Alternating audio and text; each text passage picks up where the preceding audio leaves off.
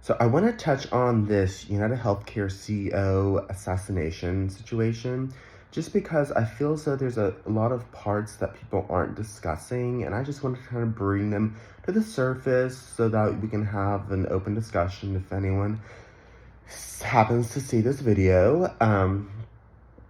So beginning in our Constitution, we have the right to bear arms.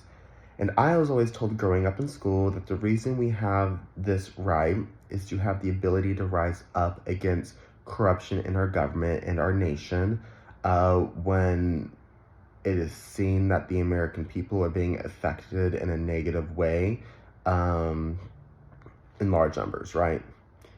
And I feel as though some people would say the way these health care companies comport themselves and operate, that they are affecting Americans negatively. So was this Luigi Mannione guy, was he just exercising his right to bear arms to fight for the betterment of the American people? You know, there's that question. And then you have to think, these people who are on their soapbox, you know, saying, oh, we can't support murder, we can't support vigilantism. But then you look at this CEO who was, you know, denying these claims or instructing his employees to deny claims to potentially, in some situations, life-saving treatment. So the fact that some people have died because they may not have received that treatment, then those bodies are on the CEO's hands, and that body count is much higher than Luigi Mannione. Luigi Mannione has one guy. This CEO could have hundreds, if not thousands, of dead bodies under his hands.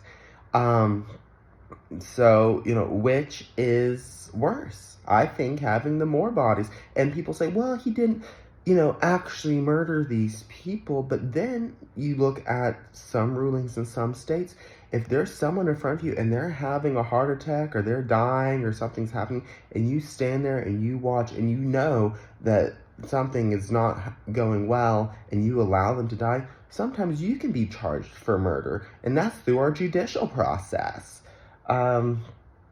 So there is that perspective.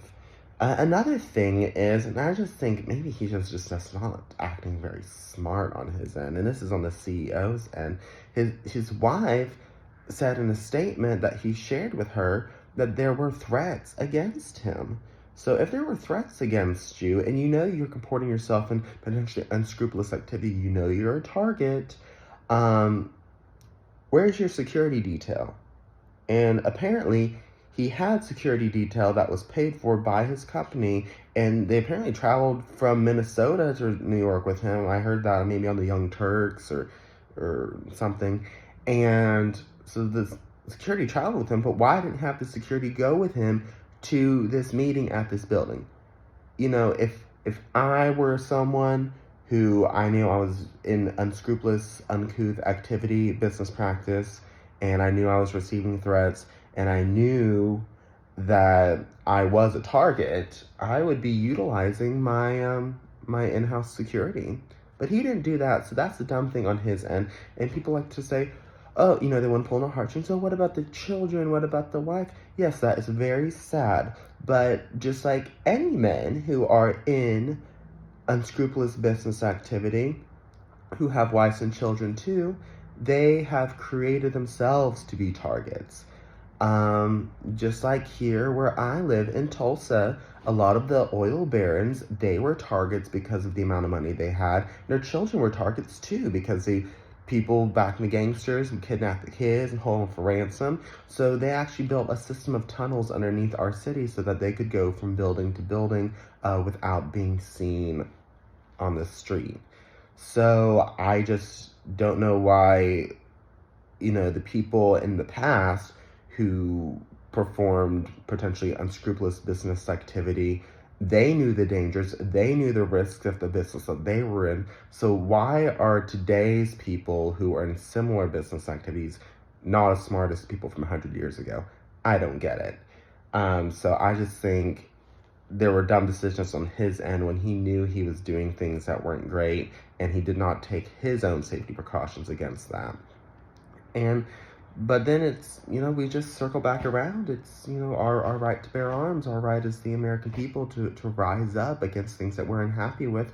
And when Congress isn't doing what they need to do to reflect the will of the American people, well, that's why we have the right to bear arms, because if Congress isn't doing it, if our presidential system's not doing it, then that is our last resort, is to right to bear arms, to make sure our voices are heard.